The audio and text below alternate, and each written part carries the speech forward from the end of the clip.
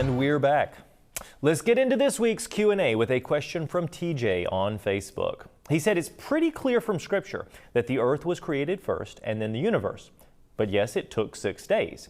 My only unanswered question is, how old were the materials that God formed it from, seeing as time was not measured until the first day? TJ Lucas on Facebook. Thanks for the question, TJ. Let's break it down for a moment and see if we can better understand this. When you mentioned that it's pretty clear from Scripture that the earth was created first and then the universe, we look at the chronological record of the book of Genesis. It says that in the beginning God created the heaven and the earth. The earth was without form and void, and darkness was upon the face of the deep, and the Spirit of God moved over the face of the waters. So he starts to build out the earth, right?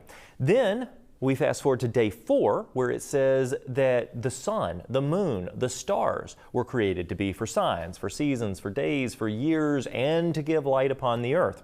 It's interesting that the first thing mentioned there were for signs, right? So even the celestial bodies are there to point to things that the Lord has done or will do. All right, so it is clear the earth comes first, then the celestial bodies, even though the space for those celestial bodies may have already been there. All right.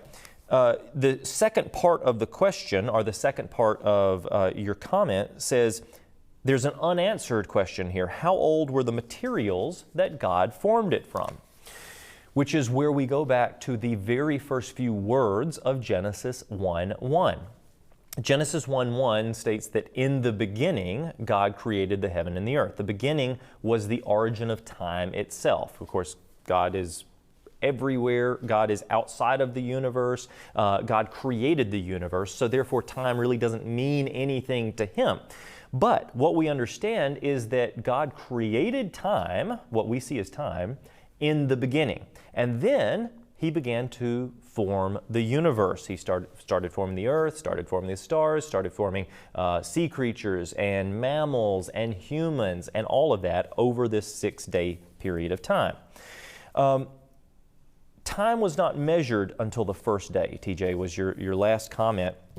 And time was not measured until the first day, but we have to understand that in the beginning was the start of day 1. It was the start of the beginning of the universe when time was recorded.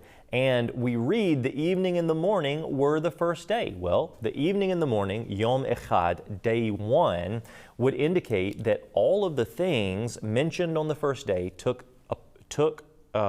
place immediately after the origin of time. This is referenced by Jesus in Matthew 25, because Jesus said, "Have ye not read that He which made them at the beginning made them male and female?" So He said that what happened at the beginning was directly associated with the origin of Adam and Eve in the beginning, right? So therefore, there couldn't be long periods of time from the very first words in the beginning to the creation of, let's just say, the universe or the earth or the origin of man or any of it. It all was connected together in the same 6-day event, meaning that we really do have good indications from Jesus Christ Himself as to how time is measured and when the beginning started and when the universe was made. Now, we love engaging with our viewers. We love tackling some of these more philosophical questions. We love tackling the scientific questions. So I want you to keep sending those in at comments@genessissciencenetwork.com. Now, if you found this week's Q&A fascinating, you will want to check out our featured resource, which is The 6 Days of Genesis by Paul Taylor. This book offers a verse-by-verse analysis of the creation account, tackling head-on the question, can we trust Genesis as a literal historical account of the world's beginnings? Taylor takes readers on a journey from the Garden of Eden through the fall to the Table of Nations, examining every step with meticulous detail.